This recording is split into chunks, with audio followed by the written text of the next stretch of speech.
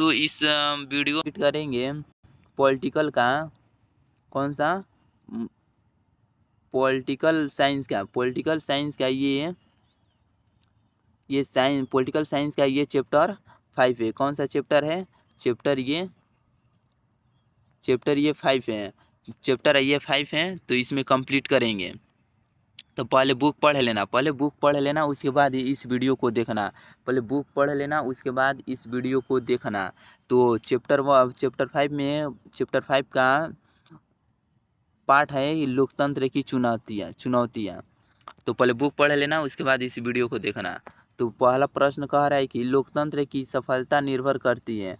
पहले इस वीडियो को लाइक कर देना, वीडियो अच्छा लगे तो लाइक कर देना, इस चैनल को सब्सक्राइब करके रखे रहना। तो लोकतंत्र की सफलता निर्भर करती है, किस पर निर्भर करती है? तो यह निर्भर करती है नागरिकों की विवेकपूर्ण सहभागिता पर। सी नंबर इसका आंसर होगा। दूसरा कह रहा है कि प्रश्न कि 15वीं लोकसभा चुनाव से पूर्व लोकतंत्र में महिलाओं की भागीदारी थी, कितनी थी? 15वीं लोकसभा चुनाव से पूर्व लोकतंत्र में महिलाओं की भागीदारी थी, कितनी थी? तो यह थी 10%। कितनी? 10%। ए नंबर इसका आंसर होगा। तीसरा नंबर प्रश्न कह रहा है कि लोकतंत्र जनता द्वारा तथा जनता के लिए शासन है, यह कथन है किसका है? यह कथन किसका है? यह कथन है अब्राहम लिंकन का। बी नंबर इसका आंसर होगा। चौथा प्रश्न कह रहा है कि नए विश्व सर्वेक्षण के आधार पर भारतवर्ष में मतदाताओं की संख्या है लगभग कितनी है? तो यह है 71 करोड़। कितनी? 71 करोड़। पहले बुक पढ़ लेना, उसके बाद इस वीडियो को देखना। तो 50वां प्रश्न कह रहा है कि क्षेत्रवाद की भावना का एक कुपरिणाम है, बताओ क्षेत्रवाद की भावना का एक कुपरिणाम है, क्या है? तो यह है अलगाववाद। डी नंबर इसका आंसर होगा। बुक पढ़ लेना, उसके बाद इस ऑब्जेक्टिव को कंप्लीट करना, जिससे तुम लोगों का दिमाग में डायरेक्ट फिट होगा। समझो कि डायरेक्ट दिमाग में फिट हो जाएगा। पहले बुक पढ़ लेना, उसके बाद इस वीडियो को देख लेना। तो 6वां प्रश्न कह रहा है कि लोकतंत्र के मार्ग की सबसे बड़ी बाधा क्या है? लोकतंत्र के मार्ग की सबसे बड़ी बाधा क्या है? तो वह है अशिक्षा। क्या है? अशिक्षा। बी नंबर इसका आंसर होगा। 7वां प्रश्न कह रहा है कि दुनिया के कितने हिस्से में अभी भी लोकतांत्रिक शासन व्यवस्था नहीं है? तो इसके ऑप्शन देखते हैं। तो कितनी है, कितनी नहीं है? तो पहले प्रश्न देखते हैं। तो 7वां प्रश्न कह रहा है कि दुनिया के कितने हिस्से में अभी भी लोकतांत्रिक शासन व्यवस्था नहीं है? कितनी नहीं है? तो 1/4। कितनी नहीं है? 1/4। बी नंबर इसका आंसर होगा। 8वां प्रश्न कह रहा है कि भारतीय लोकतंत्र के कितने अंग है? भारतीय लोकतंत्र के कितने अंग है? तो वो है 3। कितनी है? 3 है। बी नंबर इसका आंसर होगा, 3 है। 9वां नंबर प्रश्न कह रहा है कि निम्नलिखित में कौन लोकतांत्रिक अंग है? बताओ निम्नलिखित में से कौन लोकतांत्रिक अंग है? तो वो है इनमें से सभी, यानी ब्रिटेन है, भारत है, अमेरिका है, यानी डी नंबर इसका आंसर होगा। 9वां का डी होगा। 10वां प्रश्न कह रहा है कि भारत में सर्वोच्च न्यायालय के मुख्य न्यायाधीश की नियुक्ति कौन करता है? भारत में सर्वोच्च न्यायालय के मुख्य न्यायाधीश की नियुक्ति कौन करता है? तो वो करता है संसद। कौन करता है? संसद। सी नंबर इसका आंसर होगा। 11वां नंबर प्रश्न कह रहा है कि भारत में किस तरह के लोकतंत्र की व्यवस्था की गई है? भारत में किस तरह के लोकतंत्र की व्यवस्था की गई है? तो अप्रत्यक्ष। कैसी? तो अप्रत्यक्ष। बी नंबर इसका आंसर होगा। 12 नंबर प्रश्न कह रहा है कि इनमें से कौन सी राज्य की विशेषता नहीं है? बताओ इन चारों में से कौन सी राज्य की विशेषता नहीं है?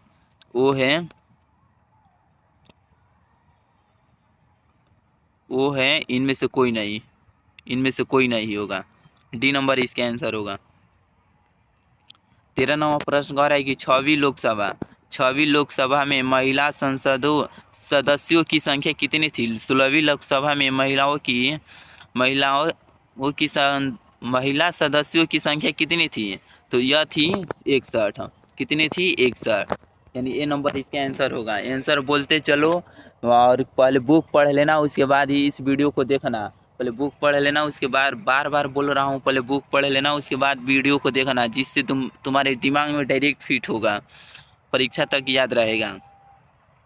चौथा प्रश्न का 14 नंबर प्रश्न कर रहा है कि 16वीं लोकसभा का चुनाव किस वर्ष हुआ? 16वीं लोकसभा का चुनाव किस वर्ष हुआ? तो यह हुआ 2014 को। कब हुआ? 2014 को। सी नंबर इसका आंसर हुआ। 15 नंबर प्रश्न कर रहा है कि 17वीं लोकसभा का चुनाव किस वर्ष हुआ? 17वीं लोकसभा का चुनाव किस वर्ष हुआ? तो यह हुआ 2019 को। कब हुआ? 2019 को। डी नंबर इसका आंसर होगा। 16 नंबर प्रश्न कह रहा है कि 15वीं लोकसभा में महिलाओं की कितनी भागीदारी थी? 15वीं लोकसभा में महिलाओं की भागीदारी कितनी थी? तो यह थी 10.86%। कितनी? 10.86%। यानी ए नंबर इसका आंसर होगा।